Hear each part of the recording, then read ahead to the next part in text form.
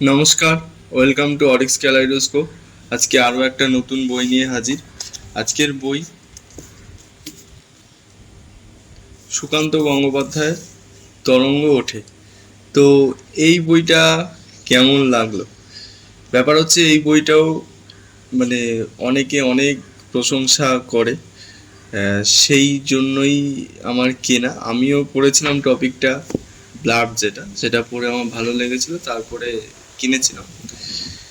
তো এই বইটা পড়ার পর প্রথম অনুভূতি আমার হলো যে এই বইটা প্রচণ্ড গভীর, মানে ভীষণই গভীর একটা লেখা। প্রচণ্ড প্রাপ্তবয়স্ক, প্রাপ্তমনস্ক, মানে এনাফ ম্যাচুরিটি দরকার এই বইটাকে হজম করার জন্য। তো আরও একটা যেটা মনে হলো, এই বইটা পড়ার পর এক একজনের অনুভূতি এক এক রকম হবে। আমার যেমন এই বইটা যেটা এস্টাবলিশ করতে চেয়েছে পুরো গল্পটা জুড়ে, সেটা আমার ভালো লাগেনি, একদম শুরুতেই বলে দিলাম। কারণ আমার আদতে গিয়ে মনে হয়েছে যে যে জিনিসটা এস্টাবলিশ করতে চেয়েছে সেটা আদতে একটা নোংরামি। আমার জ্ঞান বুদ্ধিতে যেটুকু আমি বুঝি বা বিশ্বাস করি সেটাকে আমার নোংরামি হিসাবেই মনে হয়েছে। তো একদম প্রথমেই সরাসরি বলে দিলাম, তো সেই জন্য আমার ব্যাপারটা ভালো লাগেনি। তো এবার কি নোংরামি, কিভাবে সেটা হচ্ছে, তো সে ব্যাপারে আসছি আস্তে আস্তে। তবে আরও একবার আমি বলছি যে আমার ভালো লাগেনি মানে এমন নয় এই বই কিন্তু অন্য কারোর ভালো লাগবে না। এমন অনেকে আছে যাদের সাথে আমার মতামত মিলবে না, কিন্তু তাদের কিন্তু এই বই ভালো লাগবে। তারাই উল্টে আমাকে বলতে পারে যে এই আপনি এনাফ ম্যাচিওর না এই বইটা হজম করার জন্য। হয়তো না, সত্যিই না। কারণ আমার যেটুকু জ্ঞান বুদ্ধি সেটুকুতে আমি পড়ে যা বুঝলাম, তো আমার সেটাই মনে হয়েছে। কারণ আদতে মানে সুন্দর লেখনির আড়ালে তুমি যেটা প্রতিষ্ঠা করতে চাইছো সেটা ঠিক হজমযোগ্য না, আমার জন্য অ্যাটলিস্ট হলো না।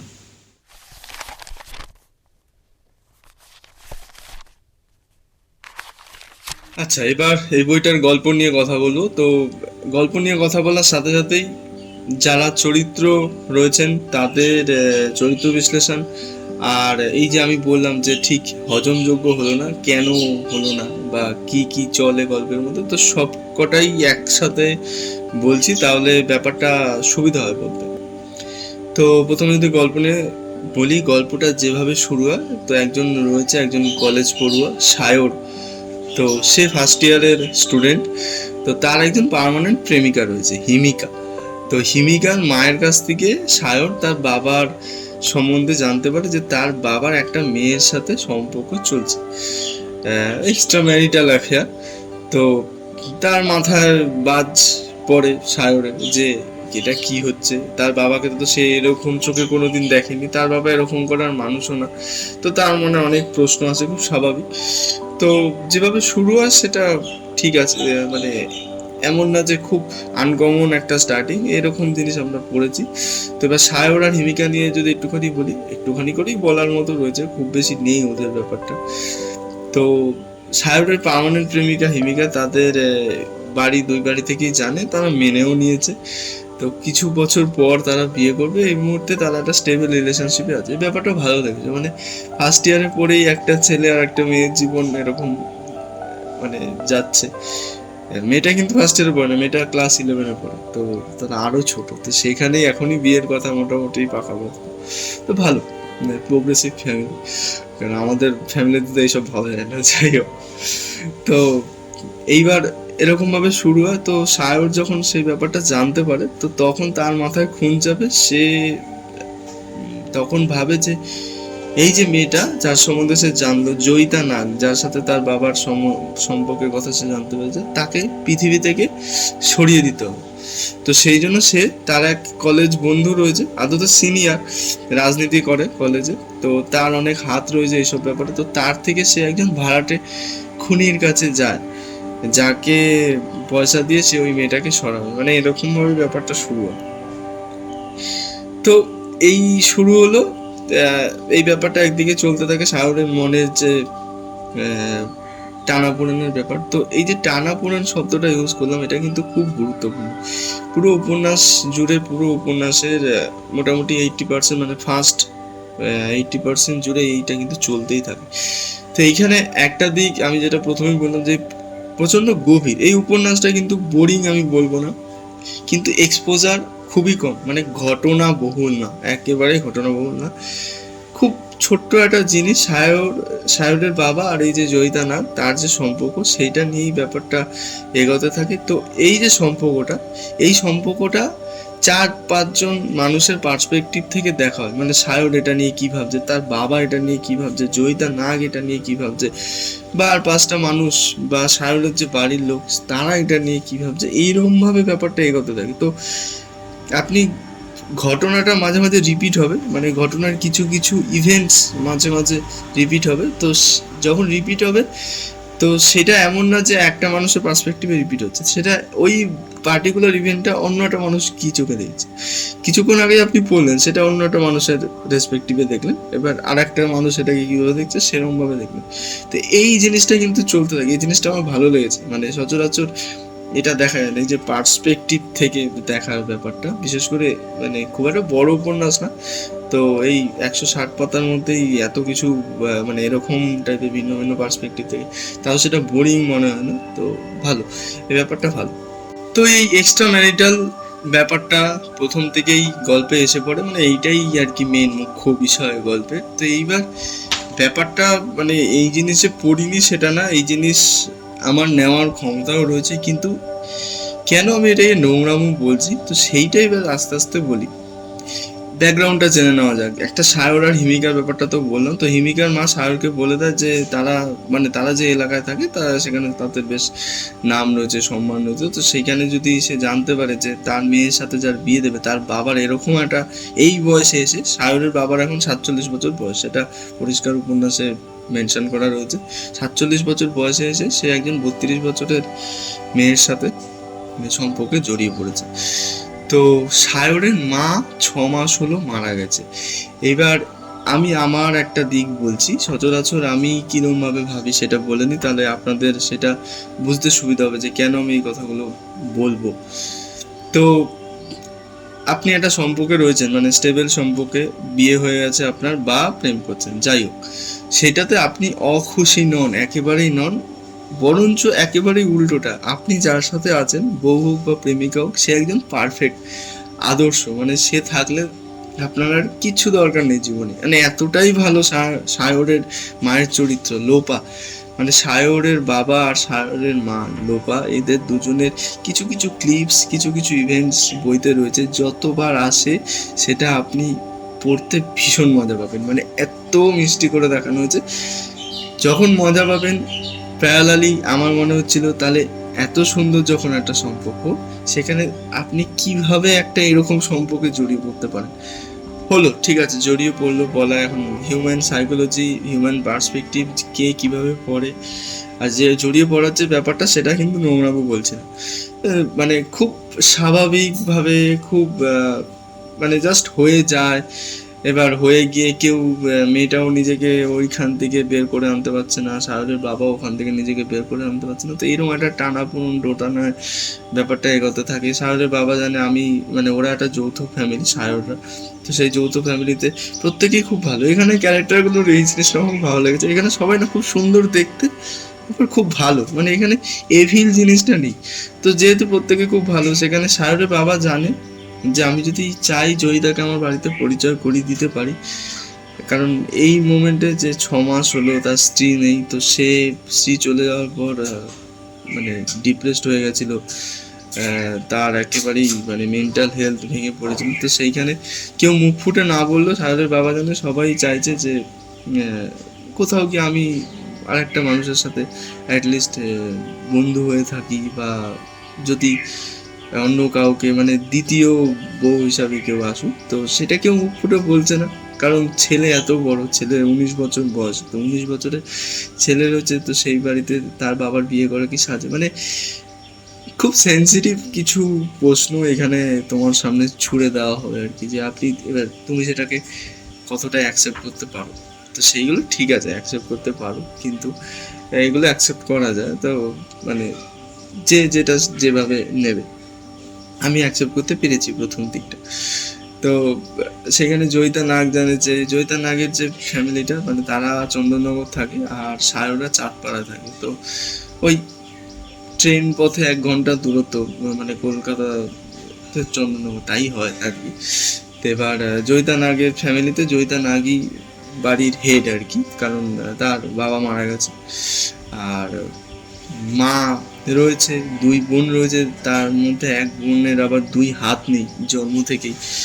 তো আরেক বোনের আবার ঘর জামাই রয়েছে, মানে তার যে বিয়ে করেছে সে ওই বাড়িতেই মুদির দোকান চালায়। তো ওদের বাড়িতে নানান সমস্যা। সেখানে জয়িতা নাগের বয়স হয়ে যাচ্ছে, সে খুব সুন্দর দেখতে, 32 বছর হয়ে গেছে, তার বিয়ে হচ্ছে না। এদিকে সে এমন একটা সম্পর্কে রয়েছে সেখান থেকে কোনো প্রমিস সে পায়নি, মানে সে বিশ্বাস নিয়ে জাস্ট রয়েছে যে কোনো একদিন কিছু একটা হবে।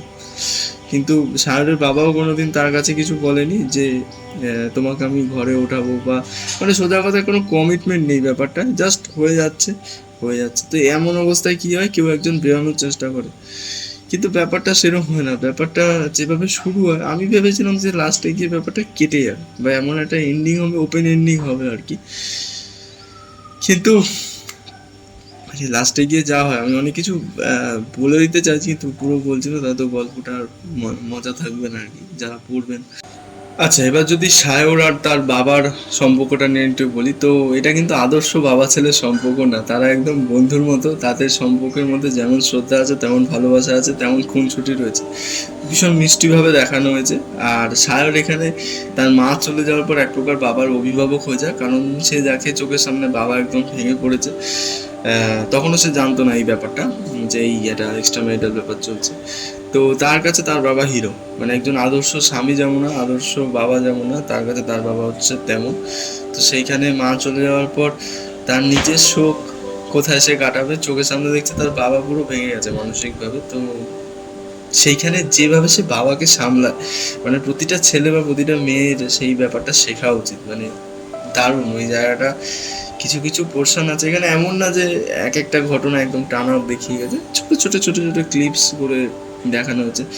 এটা মানে এই যে সায়রের বাবা, আচ্ছা সায়রের বাবার নামটা বলি, দেবাংশু, তাহলে বলতে সুবিধা হয়। দেবাংশু আর জয়িতা, এদের যে এক্সট্রা ম্যারিটাল সম্পর্কটা চলছে, এইটা ছাড়া বাকি যা ঘটনা রয়েছে সেগুলো কিন্তু ওই ক্লিপসের আকারেই আসে, কারণ ওইটাই এই ব্যাপারটাই মুখ্য দিক। বাকিগুলো সেগুলো মানে সরলরৈখিক না, ওই মাঝে মাঝে আসে, মাঝে মাঝে পাস্টের কিছু ব্যাপার আসে, তো সেরকমভাবে আসতে থাকে। আর এখানে গল্পের যত কটা চরিত্র রয়েছে প্রতিটা চরিত্রের কিন্তু মানে একটা অন্যটার থেকে কিন্তু একেবারে ভিন্ন। সেটা আপনারা তাদের মানসিকতা, তাদের যে পয়েন্ট অফ ভিউ, সেটা যখন পড়বেন তখন বুঝতে পারবেন। আর খুব ব্রাইট আর কি, কোনোটা ডার্ক শেডের চরিত্র এখানে নেই। হ্যাঁ, জয়িতা নাগের চরিত্রটা একটু আলাদা, তার আলাদা হওয়ার কারণ আছে। কারণ সে কোথাও গিয়ে সে জানে সে একটা ভুল ব্যাপারে জড়িয়ে পড়েছে, মানে ভুল ব্যাপার বলবো না, কিন্তু আদতে যেটা চাইছে সেটা হয় না।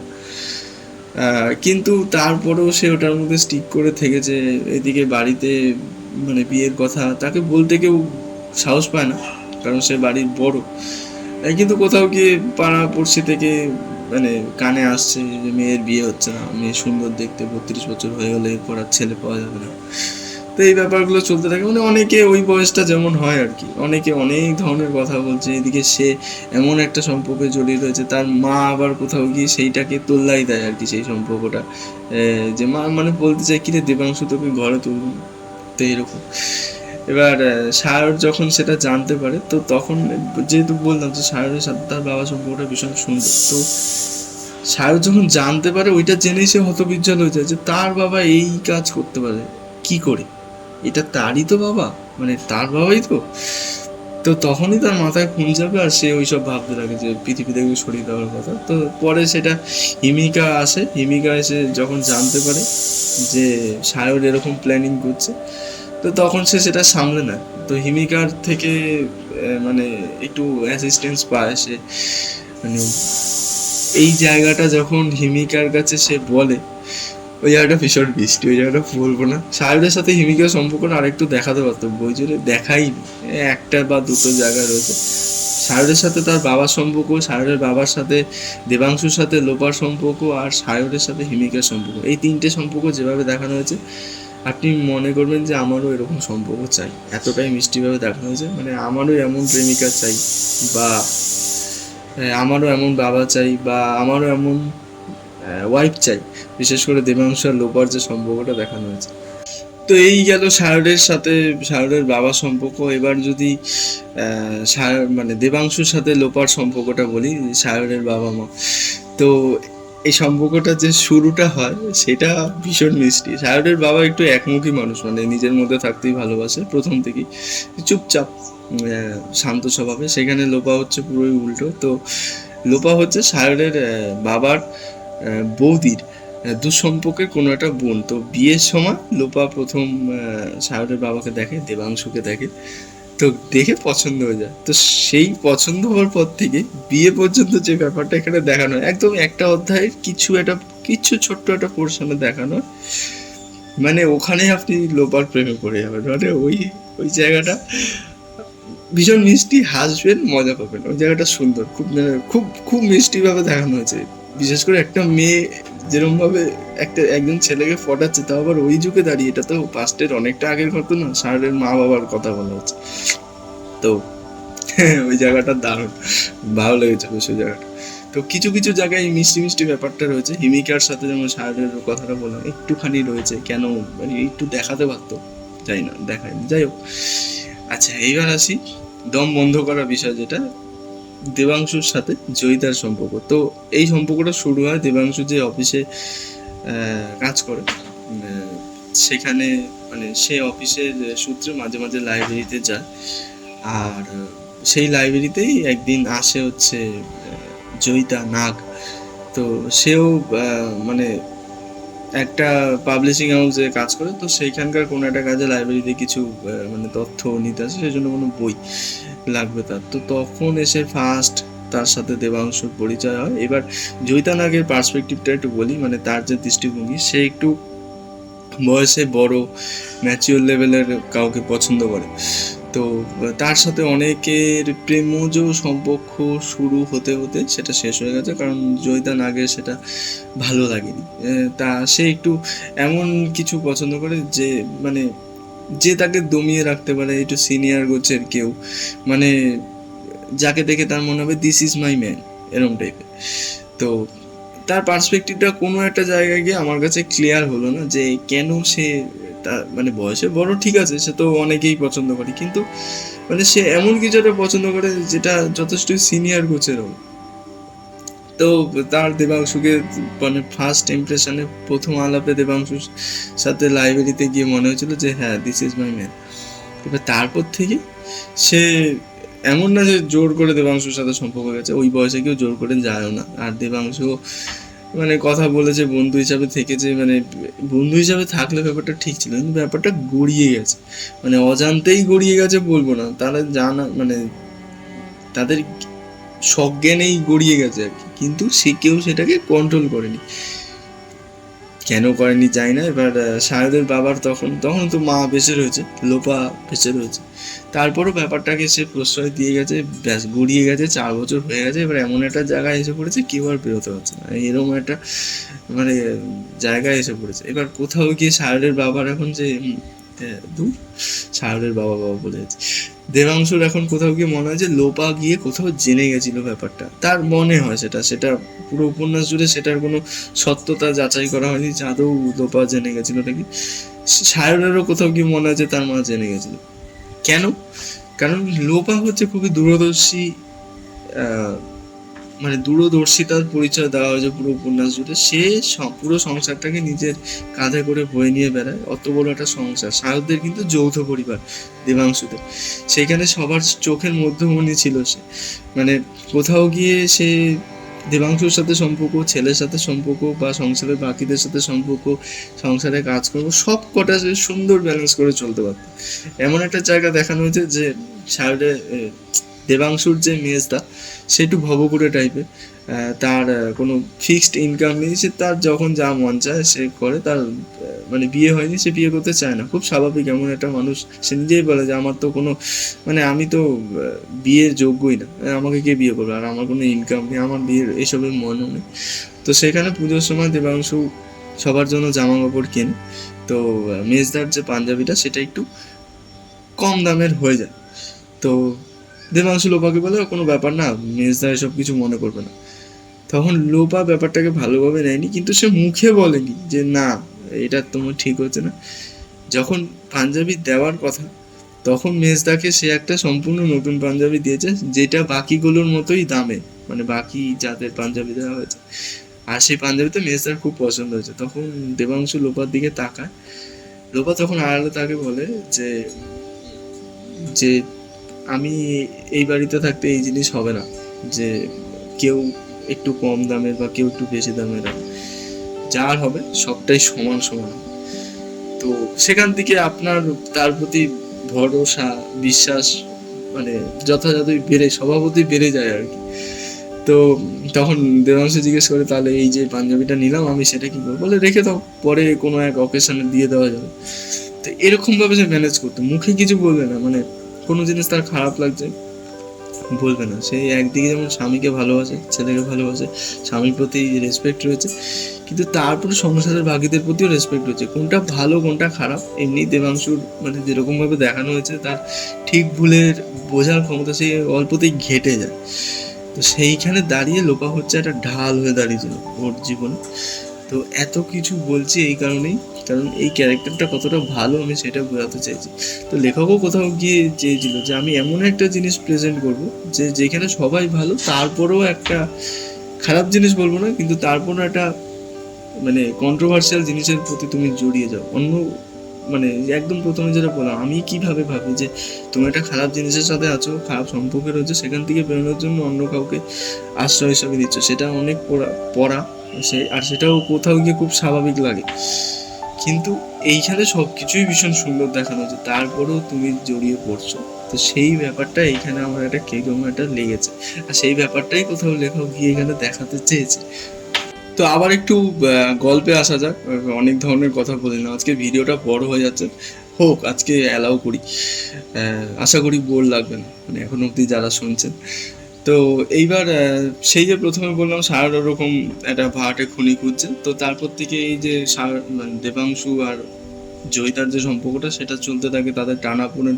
কোথাও গিয়ে দেবাংশু জানে যে আমি একে স্বীকৃতি দিতে পারবো না, কিন্তু তবুও আমি এর সাথে জড়িয়ে আছি। আবার দেবাংশুর একই সাথে মনে হয়েছে কোথাও গিয়ে কি লোপা জেনে ফেললো, লোপা জানলে সেই কথা সে বলে না, সেটা তার পরিচয় এই উপন্যাসে অনেক জায়গায় জুড়ে দেওয়া হয়েছে। একটা আমি বললাম, আরও কিছু রয়েছে, সব বলছি না, একটা এক্সাম্পলই ঠিক আছে।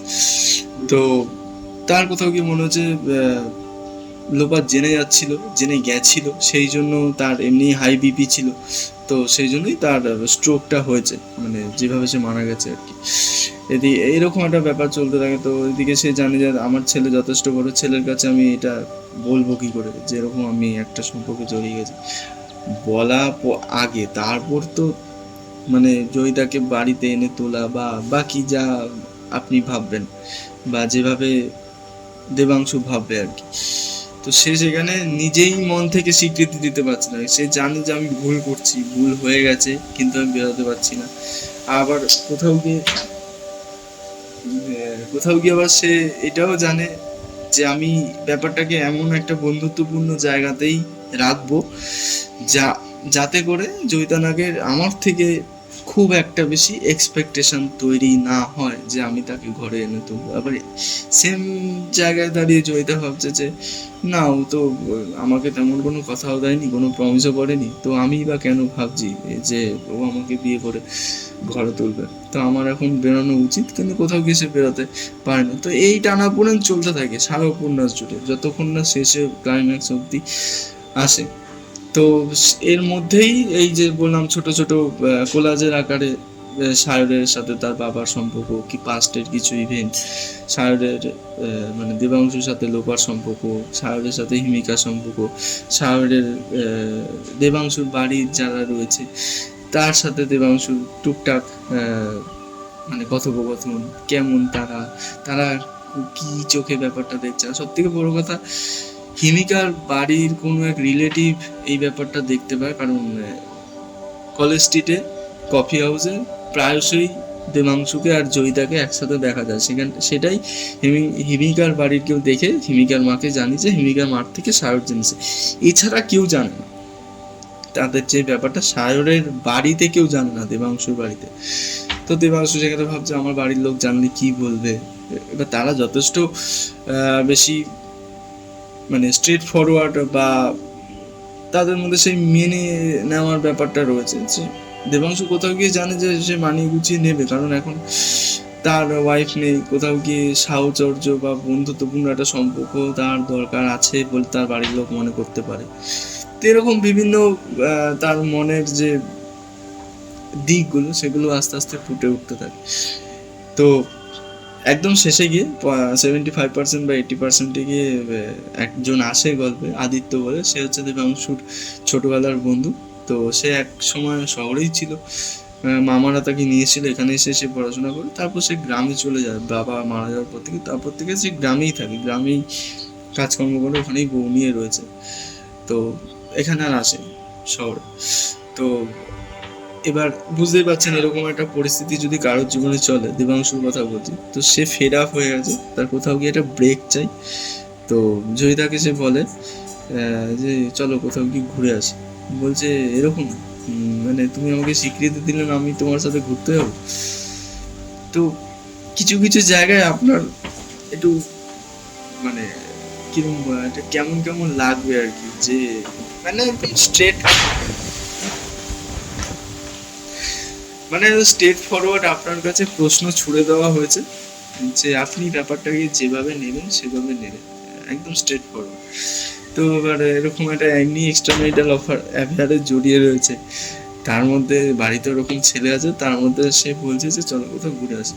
এবার দেবাংশুর কাছে জয়িতার যে ব্যাপারটা, মানে জয়িতার সাথে যে সম্পর্কটা, সেটা দেবাংশু খুব কি বলবো মানে পারস্পরিক শ্রদ্ধার, আবার একই সাথে একটা বন্ধুত্বপূর্ণ সম্পর্ক। এখন কোথাও গিয়ে দেবাংশুর কাছে জয়িতা একটা আশ্রয় হয়ে গেছে, মানে সে 2 দিন 3 দিন ছাড়া তাকে থাকতে পারে না, তার মানে জয়িতাকে ছাড়া থাকতে পারে না। তো কোথাও গিয়ে সে মিস করে, আবার মিস করার সময় যে তাকে যে ফোন করবে বা তার সাথে যে কথা বলার চেষ্টা করবে, তখন সে ভাবে যে কি হয় কি হবে এই সম্পর্ক বজায় রেখে, এটার তো কোনো মানে ভবিষ্যৎ নেই। আবার একই সময় জয়িতাও ফোনের দিকে তাকিয়ে বসে থাকে, যে এই মানে জয়িতা কিছু কিছু সময় বেশ খারাপ বিহেভ করে দেবাংশুর সাথে, ফোন টোন ধরে না, ইচ্ছে করে ইগনোর করে, কারণ সে দেখে যে আমি আদৌ থাকতে পারি কি না।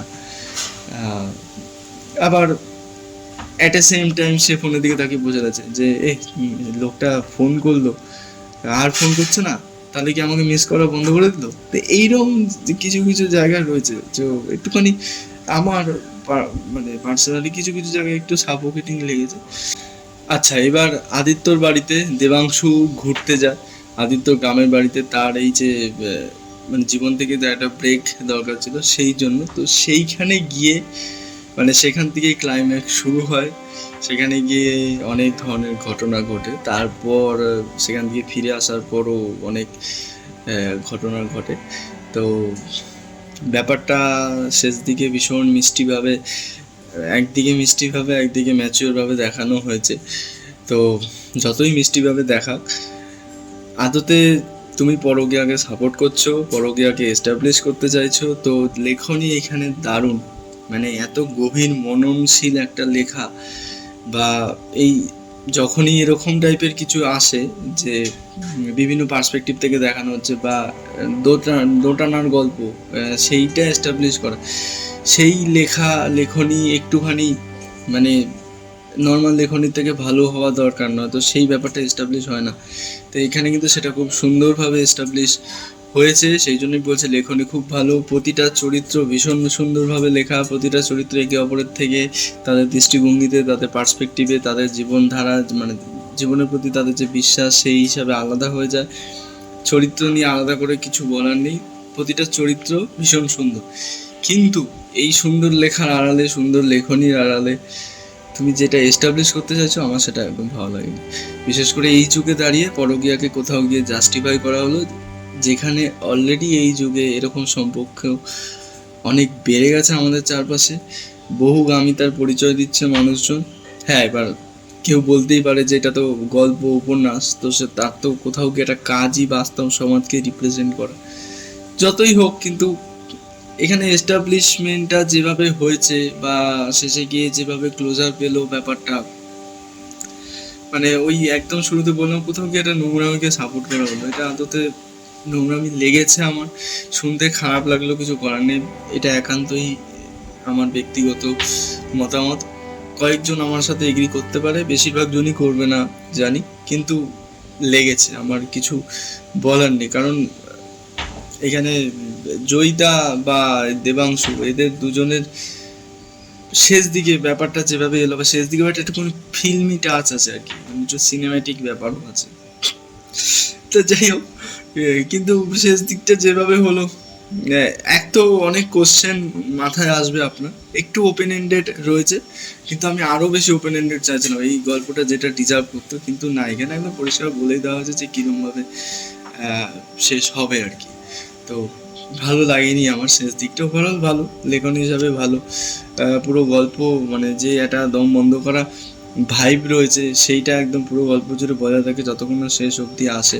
তো ওভারঅল সুন্দর, লেখনী সুন্দর, চরিত্রদের রিপ্রেজেন্টেশন সুন্দর, যে টানাপোড়েনের ব্যাপার ছিল সেটা সুন্দর, যেখানে মানে ডিরেক্টলি কিছু কোশ্চেন ছুড়ে দেওয়া হয়েছে তোমার দিকে, তুমি সেটা কিভাবে নেবে তোমার ব্যাপার, সেই ব্যাপারগুলো ভালো।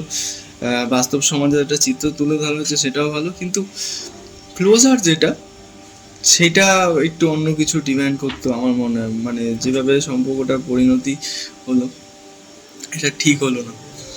যাই হোক, আজকের মতো এটুকুই থাক, ভিডিওটা অনেক বড় হয়ে গেল। তো এখনো পর্যন্ত যারা ভিডিওটা দেখলেন, অনেক অনেক ধন্যবাদ। আমি অরিক, এই চ্যানেলে বাংলা সাহিত্য নিয়ে কথা বলে থাকি। যদি ভিডিওটা ভালো লেগে থাকে তাহলে একটা লাইক করে দেবেন, আর পারলে চ্যানেলটা সাবস্ক্রাইব করে দেবেন।